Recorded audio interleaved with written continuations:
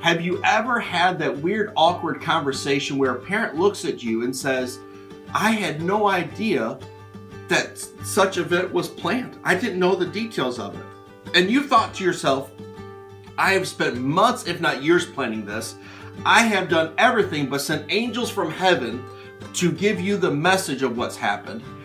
But for some reason, it just doesn't click. Years later, I learned that there are 4 different styles of not just communication, but how people process information. I want to go through them with you real quick, because if we're ever going to get this down of communicating with parents effectively, we've got to think this way. Major companies do, we might as well too. Number 1, we have the bear. The bear is the keep it simple, just give me the bullet points, I don't want to be drowned in details. You have the monkey. Well, Mr. Monkey, they are just swinging from tree to tree faster than a speeding bullet, praying to the Lion King that they don't miss a branch and fall in front of Scar and the hyenas, because that would be the end of their circle of life. Wouldn't be too good. But they are just grabbing information as quick as possible from as many outlets as possible. You have the owl. The owl is the person, they are loving the details. The devil is in the details for them. They just want as many details as they can get. You have the deer. The deer responds to that heart story, that life change. Now, what does all that mean for us? How are we going to process this and make communicating with parents a little bit easier?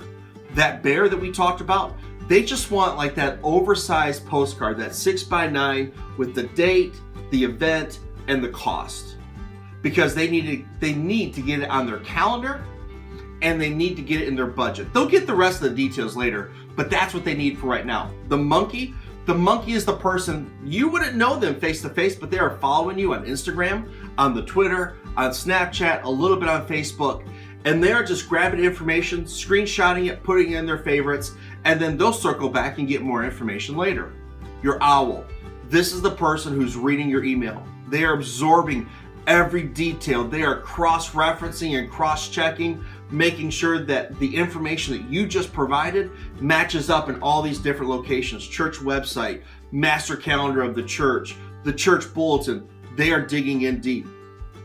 Your deer, this is the person that's going to respond best if your youth ministry has a blog, if your youth ministry has a YouTube channel, and they get to see and hear audibly the life change that happens when that student goes on that mission trip to the Dominican Republic or West Virginia, and their life was totally refocused by being the hands and feet of Jesus.